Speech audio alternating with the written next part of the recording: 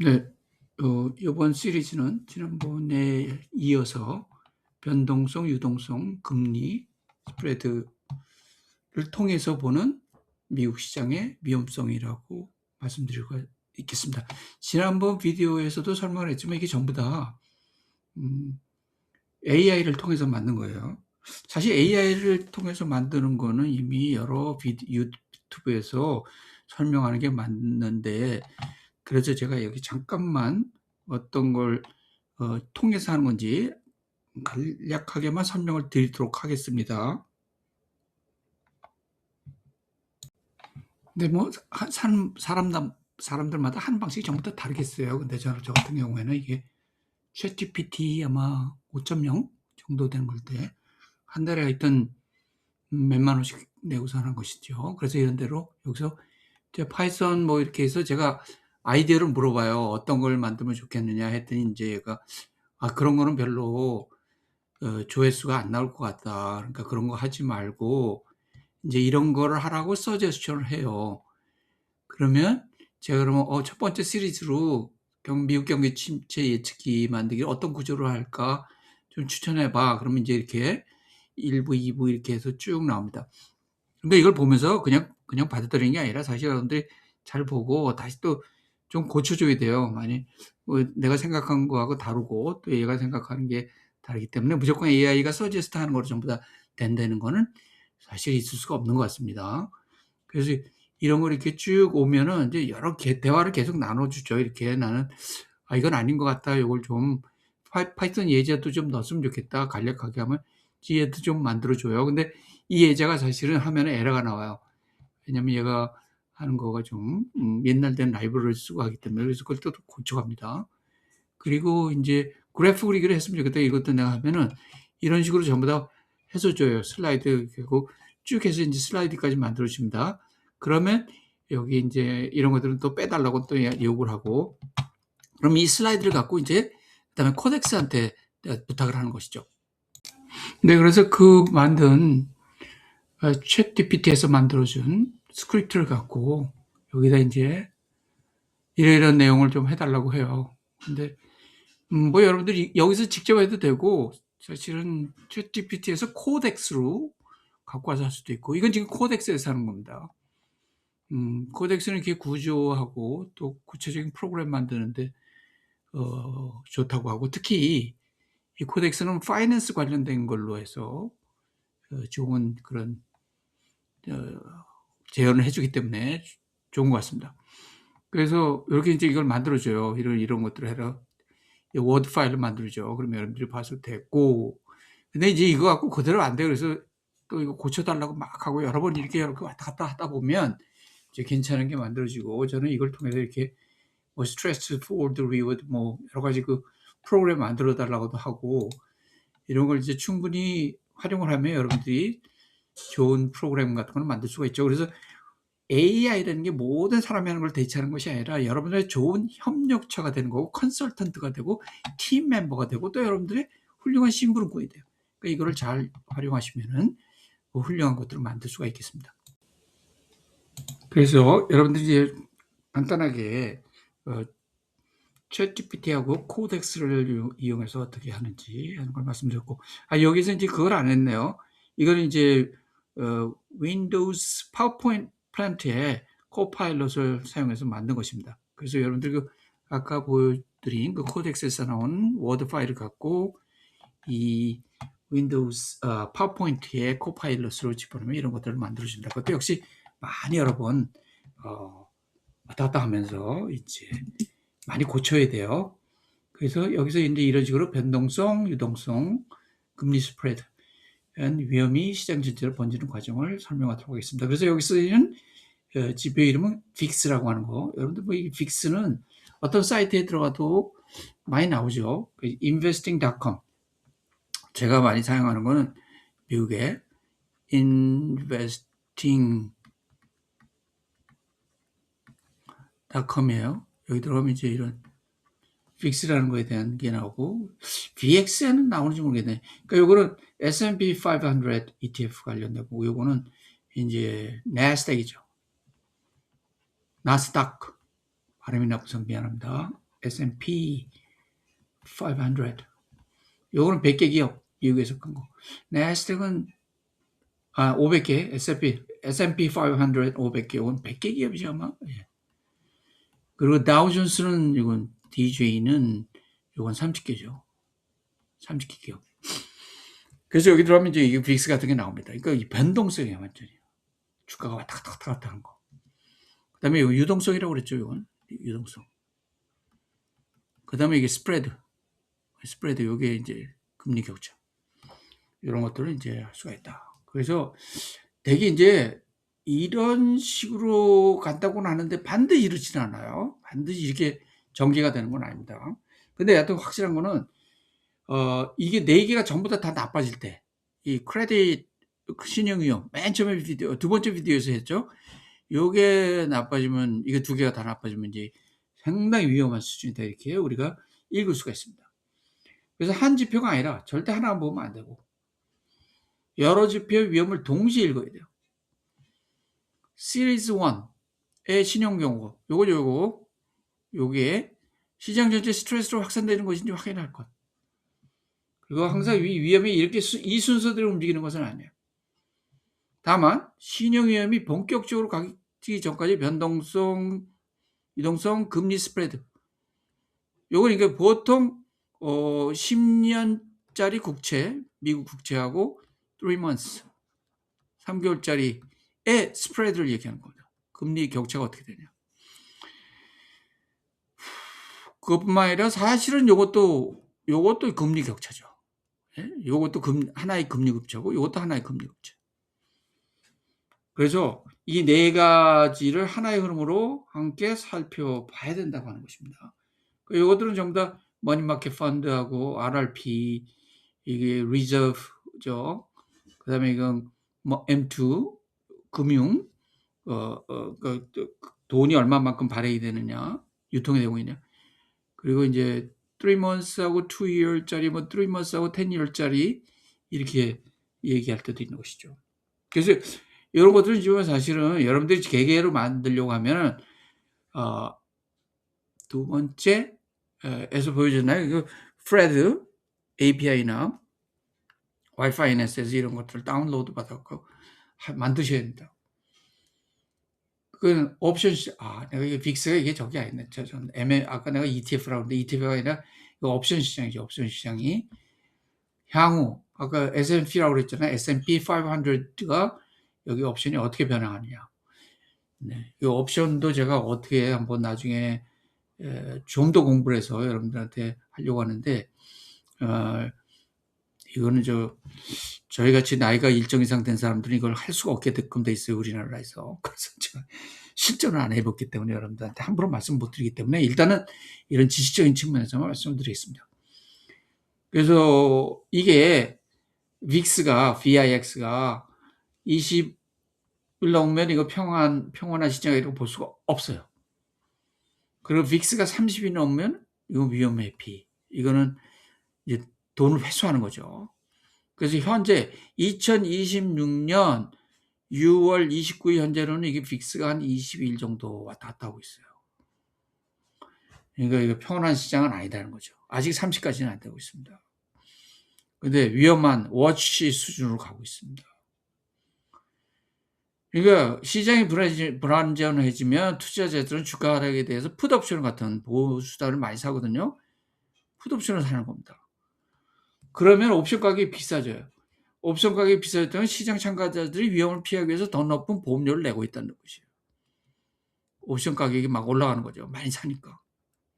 그래서 그걸 갖고 이게 지금 시장에 뭔가 위험 징후가 보이는 거나 하는 걸 갖다가 파악하는 겁니다. 그래서 이건 단기 공포와 빅스는 중기 공포, 그 풋옵션의 가격이 어떻게 되느냐는 걸 보는 거죠. 그러니까 항상 중기 3개월짜리는 이 단기 BX보다 항상 높게 돼 있죠. 중기가. 예. 그리고 그러면 이게 요게 VIX 3월이 이게 당연한 건데 이러면 정상이에요. 근데 이게 아니야. 갑자기 VIX 3M보다 이 단기가 오히려 더 높아져, 가격이. 이거는 문제가 생기는 겁니다. 항상 장기라는 거는, 장기가 됐다는 건 장기 채권의 금리가 높은 이유가 뭐예요? 왜냐면 장기는 불확실성이 크잖아요. 5년 후에 받는다면 5년 후에 뭐가 일어날지 어떻게 알아? 그러니까 이게 불확실성 때문에 금리가 높아질 수밖에 없는 거예요. 근데 단기 금리가 당연히, 이거는 우리가 예를 들어 3개월이다 그러면 3개월은 대강 예측을 할 수가 있잖아요. 불확실성이 낮은 거예요, 이거는. 그러면 요렇게 돼야 되는 게 정상이에요. 아니. 이렇게 되는 게 정상이죠, 이렇게. 이게 금리가 높아야 돼, 단기보다. 이게 정상인데 이렇게 돼. 이건 문제가 있는 거예요, 이거는. 굉장히 위험한 겁니다. 해골이 보이기 시작하는 거죠. 야, 이거 옵션 가격도 마찬가지입니다. 그래서 여러분들이 만일에 이걸 갖다 좀, 내가 직접 한번 종가를 받아갖고 이걸 대시보드로 만들겠다 하면 이렇게 하시면 됩니다. 그죠? 이거 와이파이에서 이렇게 해서. 그리고 또 뭐 기타부에 안 올려놨어요. 이건 뭐 여러분들이 한번 해서 그대로 타이핑해갖고 하면 되는 거니까. 그래서 이렇게 해볼 수가 있다. 그러니까 이런 예제 스크립트도 제가 AI 보고 챗GPT나 코덱스 보고 만들어라고 그래요. 근데 코덱스는 이렇게 조그만 거, 뭐 간단한 거는 사실 막 넣는데 적합한 건 아닙니다. 코덱스라는 거는 굉장히 코덱스. 요거는 이제 굉장히 복잡한 구조에 그런데 사용하는 것이죠. 돈을 내야 돼, 유료입니다. 그리고 이제 클라우드라는 것도 있는데, 클라우드는 내가 너무 비싸서 사실은 잘 안 써요. 뭐 파이낸스 쪽에서는 이게 더 낫다고, 인베스트먼트나 투자잖아요. 이걸 제가 쓰고 있습니다. 이게 더 낫다고 그래서 클라우드보다. 자, 그래서 이런 걸 한번 해보시고, 유동성 픽스가 있고, 변동성은 끝났고, 이건 유동성입니다. 리퀴디티죠. 시장을 움직이는 물의 양, 그 돈의 양이에요. 그 유동성이 많아지면 돈이 많으니까 사람들이 투자할 때 찾아갖고 위험자산도 투자를 하는 거죠, 찾아서. 그 위험자산도 버틸 수가 있어요. 위험자산, 특히 위험자산 중에서 제일 큰 위험자산이 뭐예요? 코인이죠, 뭐, 코인. 그죠? 근데 요새 코인 값이 떨어진다는 게 뭐예요? 그만큼 사람들이 위험자산에서 탈피한다는 것이죠. 그래서 요걸 볼 때는 유동성이 어떻게 되냐, MMF, 머니마켓 펀드에서 돈이 얼마만큼 남아있느냐. 그리고 요거 레포, 그러니까 단기 하루짜리 보통 이렇게 돈을 유치하고 돈 받는 거. 그리고 광의 통화량, 그리고 은행 준비금. 요거를 그러니까 Z 스코어로 표준화해서 리퀴디티, 이 유동성 걸 전부 다 합해서 스코어로 만드는 거예요. 제가 맨 처음 데스크탑 애플리케이션에서 보여드렸죠. 그 리퀴디티 스코어 나오는 거. 그런 식으로 해서 하는 겁니다. 그래서 그걸로 어떤 방향으로 움직이는 걸 우리가 파악을 할 수가 있습니다. 유동성에 관해서. 이것도 전부 다 이제 이런 것도 이제 이건 아마 프레드에서 받을 수가 있을 거예요. 그러니까 이런 거 여러분들 이름만 알면 뭐가 되죠? AI한테 물어보면 얘가 방향성을 줍니다. 그 다음에 글로벌 유동성에 같은 거 전체적으로, 왜냐하면 우리가 IMF 같은 거 올 때 태국에서 문제가 발생했잖아요. 그래서 이 개발도상국에서 먼저 문제가 많이 발생할 수가 있죠. 그래서 이거는 달러 강세로 UP라는 걸 갖고 글로벌 유동성이 어떻게 되냐는 걸 평가하는 겁니다. 달러가 강해지면 강해질수록 글로벌 유동성은 약해져요. 왜냐하면 달러가 강해지기 때문에 상대국이 이제 통화 가치가 떨어지면 그걸 개발도상국에서 회수해서 미국의 달러로 다시 회귀시키잖아요. 그죠? 회귀해요. 다른 아시아, 특히 아시아 시장에서, 특히 그 중에서도 한국이 아주 제일 빼기 쉬운 시장이에요. 중국은 규제가 있어갖고 그게 쉽지가 않죠. 우리나라보다 쉽지가 않다고 합니다. 근데 한국 시장은 돈 빼기가 굉장히 쉬워요. 그래서 여기서 빠져나간다 이겁니다. 그러니까 글로벌 유동성이 약해지는 거죠. 이게 강세가 되면 특히 달러 부채가 있는 데 있잖아요. 우리나라 기업들 뭐 달러 부채 없는 데가 어디 있어요. 우리가 뭐 어디서 공장을 지을 때 우리나라 은행에서만 돈 빌리는 게 아니라 우리나라에서 돈을 빌린다고 하더라도 원화 플러스 달러로 해서 일종의 안전하게 좀 포트폴리오를 만들거든요. 환율의 충격을 최소화하기 위해서 두 가지 통화를 같이 하게 되죠. 근데 이 달러 포지션이 예를 들어서 뭐 이게 40%고 60%로 해놨는데 이 부담금이 굉장히 커지잖아요. 달러로 갚아야 되니까. 이러면 이걸 먼저 갚고 회수라는 거죠, 달러를. 그래서 안전자산으로 자금 이동하고, 물론 이건 기업의 얘기지만, 이거는 주로 이제 투자가들 얘기가 또 적용이 될 수가 있겠죠. 그래서 한국에 있던 돈들, 뭐, 딴 데 아시아에 있던 돈들, 이런 것들을 유럽에 있던 것들을 빼서 안전자산, 미국의 국채로 옮겨간다. 그러면 위험자산은 압박이 되는 거죠. 요것도 이제 UEP, 요걸 지표로 해서, 여기 시리즈라는 말 쓰죠, 시리즈. 요걸 갖고, Z스코어가 어떻게 되냐 하는 걸 보고, 이게 어떻게 되는가, 타이트해지는 건가, 괜찮은 걸 우리가 파악을 할 수 있다는 겁니다. 그 다음에는 금리 스프레드예요. 요거는. 우리가 요거죠. 특히 요거. 여기서 말하는 금리 스프레드는 이제 뭐 스프레드 하면 여러 가지가 있는데요. 우리가 HYOS, OAS라는 걸 사용할 때는 이것도 스프레드지만 이거는 신용을 할 때, 신용 경색 여부를 갖다 할 때 사용하는 시리즈고, 여기서 말하는 금리 스프레드는 이제 요걸 갖고 얘기하는 거예요, 주로. 주로 요게 많이 쓰죠. 그래서 여기 역전이 되면 안 돼요. 이게 항상 어떻게 돼요? 이게 높아야 돼. 그래서 이게 플러스가 나와야 되는데 이게 마이너스가 나오기 시작하면 이제 문제가 생기는 것입니다. 그렇죠? 여기 장기금리가 단기금리보다 높아야 돼. 정상적이야. 근데 이게 역전이 돼. 그럼 이게 경기 둔화가 생길 수 있다. 예상하는 거죠. 근데 눈이 강조하지만 요거 하나만 뭐 결정을 할 수 없어요. 한 6개월 전인가 7개월 전에도 이게 역전이 됐었어요. 근데 문제가 없었거든요. 그러니까 우리가 여기 나오는 지금 시리즈를 전부 다 보면서 결정을 해야지 이게 역전이 됐다고 해서 뭐 패닉을 해서 뭐 팔아버린다 이런 건 아닙니다. 근데 요거는 이제 우리가 그 맨 처음에 데스크탑 애플리케이션 우리 AI로 만든 거 시그널 그거 할 때 레짐 점수 했는데 이걸 갖고 레짐 점수에 반영이 되는 거예요. 이런 지표의 동향을 갖고. 그러니까 여기서 말하는 regim이라는 거는 RIGM인데 우리는 보통 정부라고 배웠잖아요. 근데 이거 여기서 말하는 건 시장의 동향 혹은 움직임 혹은 투자자의 사고, 믿음, 성향 이런 뜻으로 쓰이는 겁니다. 여기서 regim이라는 거는. 주식시장에서 regim은 이거 시장에서 지금 어떤 식으로 사람들이 생각하고 있고 다시 말해서 이게 공격적이냐 혹은 지금 방어적이냐 하는 걸 말할 때 regim이라는 단어를 쓴다는 걸 알아두셔야겠습니다. 그래서 이렇게 변동성이 상승하고 유동성이 둔화되고 신용악화 이거는 굉장히 위험 신호의 합창이에요.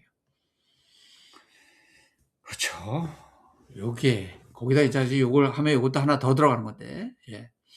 여하튼 같은 방향으로 위험을 말할 수 있도록 하면 같은 방향으로 가면 이 신뢰도가 높아지고 우리가 생각하는 게 맞구나. 이거 위험하구나.